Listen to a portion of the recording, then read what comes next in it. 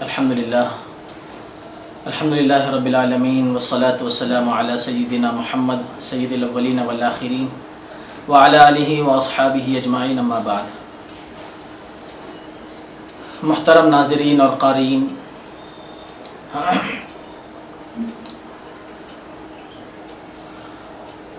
یہ جو مہینہ چل رہا ہے اسلامی تاریخ کے اعتبار سے ذی الحجہ کا مہینہ ہے،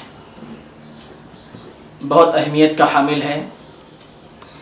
اسلامی تاریخ اور اسلامی سال کا یہ آخری مہینہ شمار کیا جاتا ہے۔ خاص طور پہ یہ اس کے جو پہلے 10 دن ہیں جس کو عشرہ ذی الحجہ کہا جاتا ہے، بہت اہمیت کے حامل ہیں۔ قرآن میں اس کا تذکرہ ہے۔ سورہ فجر میں اللہ نے بیان فرمایا والفجر ولیال عشر، 10 راتوں کی قسم کھائی ہے۔ تو مفسرین فرماتے ہیں کہ وہ 10 دن اور 10 راتیں اسی ماہ کے پہلا عشرہ ذی الحجہ مراد ہے۔ حدیث میں بھی فضیلت بیان فرمائی گئی ہے، 1 دن کا روزہ 1 سال کے روزوں کے برابر ہے۔ یہ عشرہ ذی الحجہ خاص طور پہ عبادت والا، توبہ والا، استغفار والا، اللہ سے رجوع کرنے والا اور خوب عبادت کرنے والا جو ہے 10 دن شمار کیے جاتے ہیں۔ خاص طور پہ جو 9ویں ذی الحجہ ہے، یوم عرفہ جو کہا جاتا ہے، اس کا روزہ بہت خاص اہمیت کا حامل ہے۔ نبی کریم صلی اللہ علیہ وسلم نے ارشاد فرمایا کہ مجھے امید ہے اور پختہ یقین ہے اس بات کا کہ یہ 1 دن کا روزہ 1 سال کے پہلے اور 1 سال کے بعد کے گناہوں کا کفارہ بنے گا۔ آپ علیہ الصلوۃ والسلام اہتمام فرمایا کرتے تھے۔ اور اس کے اندر ایک بات سمجھنے کی یہ ہے کہ جو جس علاقے میں رہتا ہے وہاں کی اسلامی تاریخ کا اعتبار ہوگا، قمری تاریخ کا اعتبار ہوگا۔ جیسے برصغیر میں یعنی ہمارے یہ جنوب کے علاقے میں 9ویں ذی الحجہ جمعے کے دن ہے، تو جمعے کے دن جو ہے روزہ رکھنے کا اہتمام کریں گے، کیونکہ عام طور پہ لوگوں کو یہ خیال ہوتا ہے کہ کیا سعودیہ کے حساب سے 9ویں ذی الحجہ کو روزہ رکھنا ہے یا وہاں کی تاریخ کا جو ہے اعتبار کیا جائے گا۔ ایسا نہیں ہے، بلکہ اصل میں ایک بات تو یہ ہے کہ پورے دن ہی روزے کا، تلاوت کا، عبادت کا اہتمام ہونا چاہیے۔ لیکن ہم جہاں پر رہ رہے ہیں عید بھی اسی طرح مناتے ہیں، عید الفطر ہو یا عید الاضحیٰ ہو یا جمعے کا دن ہو یا مختلف قسم کے جو فضیلت والی دن اور راتیں ہیں، ہم جہاں پر ہیں اسی قمری تاریخ کے اعتبار سے مناتے ہیں۔ تو لہٰذا یہ بات ذہن میں رہیں، ذہن نشین رہیں کہ یہاں کی قمری تاریخ کا اعتبار ہوگا، اور جمعے کے دن یوم عرفہ ہے، اس دن کے روزے کی بہت بڑی فضیلت ہے، اہتمام کرنا چاہیے۔ خاص طور پہ دعاؤں کا اہتمام کرنا چاہیے، روزہ رکھ کر پورے عالم اسلام کے لیے دعاؤں کا اہتمام کرنا چاہیے۔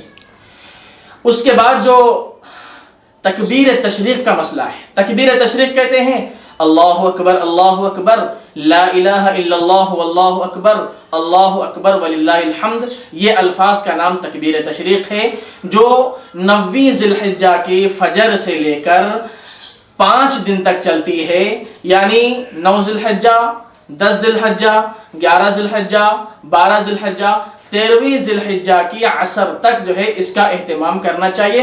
ہر فرض نماز کے بعد مرد احباب 1 مرتبہ بآواز بلند اس تکبیر کو پڑھنا چاہیے، واجب ہے یہ۔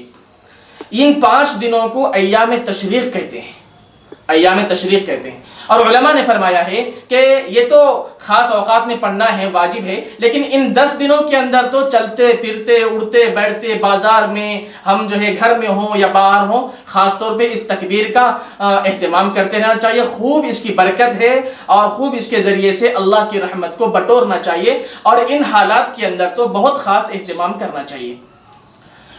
اس کے بعد 10 ذی الحجہ کو قربانی کا مسئلہ پیش ہوتا ہے، بہت بڑا عمل ہے، قربانی والا عمل بہت بڑا عمل ہے، قرآن سے ثابت ہے، احادیث سے بھی ثابت ہے۔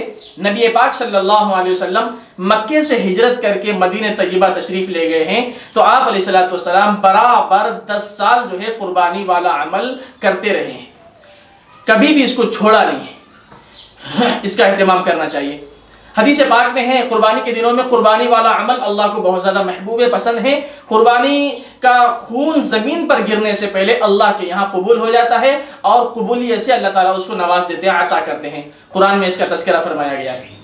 ایک غلط فہمی یہ پائی جا رہی ہے، میں اس کا ازالہ کر دوں، دور کر دوں. وہ غلط فہمی یہ ہے کہ قربانی اب اس لاک ڈاؤن کے مرحلے میں اور جو ہے اس پریشانی کے عالم میں کہ کیا قربانی چھوڑ کر، ترک کر کے قربانی کی قیمت جو ہے غربا میں تقسیم کر سکتے ہیں یا نہیں کر سکتے ہیں. یہ غلط فہمی ہے. آپ دیکھیں قربانی کا ایک عمل ہے جو ابراہیم علیہ السلام کی سنت ہے، اور حضرات صحابہ کرام اللہ کے نبی صلی اللہ علیہ وسلم کے پاس آئے اور عرض کیا کہ اللہ کے نبی صلی اللہ علیہ وسلم یہ قربانی کیا ہے؟ تو آپ علیہ السلام فرمایا یہ تمہارے باپ ابراہیم علیہ السلام کی سنت ہے، ان کا طریقہ ہے، اللہ نے اس کو جاری کیا ہے. وَتَرَكْنَا عَلَيْهِ فِي الْآخِرِينَ، یہ قرآن کی آیت ہے. اس کے بعد صحابہ کرام نے فرمایا اس کے اندر ہمارے لیے کیا اجر ہے؟ تو آپ علیہ السلام نے فرمایا کہ ہر بال کے بدلے میں ایک نیکی اللہ تعالیٰ عطا فرماتے ہیں. بہرحال قربانی کا عمل ہے اور یہ ایک مستقل عبادت ہے، اور ہم صرف ذبح کرنا، خون بہانا اور گوشت کھانا، تقسیم کرنا یہ مقصد نہیں ہے. اس کے اندر عبادت کا پہلو غالب ہے. ہر صاحب استطاعت پہ قربانی واجب ہے، اور صاحب استطاعت کون ہے؟ جس کے اوپر زکوٰۃ واجب ہے، نصاب کا مالک ہو، یا ضرورت سے زائد سامان اس کے پاس موجود ہے اور ضرورت سے زائد سامان کی قیمت نصاب کے بقدر پہنچ رہی ہے، 7.5 تولے سونا یا 52 تولے چاندی کی مقدار تک پہنچ رہی ہے، صاحب نصاب ہے، قربانی کرنا چاہیے. اور جو صاحب استطاعت ہے ان کے اوپر قربانی واجب ہے. تو ہم قربانی والے عمل کو ترک کر کے چھوڑ کر ہم اس کا پیسہ صدقہ خیرات نہیں کر سکتے ہیں. یہ ایک مستقل عبادت ہے. ایک غلط فہمی چلائی جا رہی ہے، اس کا جو ہے ثبوت نہیں ہے. دارالعلوم دیوبند کا بھی فتویٰ ہے، اس کے بارے میں تفصیلات موجود ہیں، لہٰذا قربانی ہی کرنا چاہیے. اور ایک غلط فہمی یہ ہے، میں اس میڈیا اور خبر رساں ادارے کے ذریعے سے پورے لوگوں تک یہ پیغام پہنچانا چاہ رہا ہوں کہ ایک غلط فہمی اور ایک یہ پائی جاتی ہے کہ ایک گھر کے اندر قربانی کا حصہ لے لیں، قربانی کر دیں، یا ایک بکرا ذبح کر دیں کافی ہو جائے گا. ایسی بات نہیں ہے. گھر کے اندر جو بھی احباب کما رہے ہیں، یعنی صاحب استطاعت ہیں، صاحب نصاب ہیں، تو ان کے اوپر ان کا حصہ اور ان کی قربانی ان کے اوپر واجب ہے، کرنا پڑے گا. قربانی اپنی ذات سے پہلے قربانی کر کے بعد میں نفلی قربانی، اس کے بعد کا درجہ ہے نفلی قربانی. جیسے کہ بعض لوگ جو ہے اور نکالنا بھی چاہیے، آپ علیہ السلام کا حصہ لیتے ہیں، یا پھر اپنے مرحومین کے لیے جو ہے حصہ اس کے قربانی کے اندر حصہ لیتے ہیں. بہت اچھی بات ہے، ثواب کی چیز ہے، ایصال ثواب کر سکتے ہیں آپ علیہ السلام کا بھی حصہ، کیونکہ صحابہ کرام سے یہ ساری چیزیں ثابت ہیں. لیکن پہلے واجب قربانی، اپنی قربانی، یہ اول درجہ ہے، پہلے جو ہے اس کا خیال کرنا چاہیے. اور ایک کی طرف سے ادا کر دیں سب کی طرف سے کافی ہو جائے گی، ایسی بات نہیں ہے.